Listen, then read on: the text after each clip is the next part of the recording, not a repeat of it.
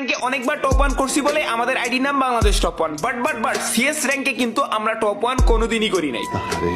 আর যদিও বা জীবনে একবারই আমরা সিএস র্যাঙ্ক পুশ করে ফেয়ার ভাবে টপ 1 করছিলাম, বাট রিয়েল ভাবে কিন্তু টপ 1 এ ছিলাম না। আমার উপরে যেগুলো ছিল সব হ্যাকার ছিল।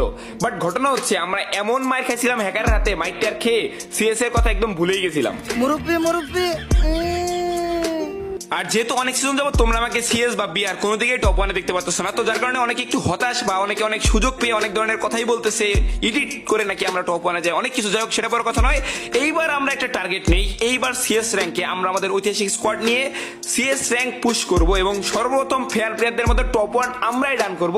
এবং তার পাশাপাশি আরো একটা টার্গেট আছে। টার্গেট কি তোমরা জানো? সেই টার্গেটটা হচ্ছে রিয়েল ভাবে হ্যাকার ট্যাকার সব পার করে টপ 1 করা। ডেঞ্জারাস না ইজি, এটা একটু পরে তোমরা বুঝতে পারবা।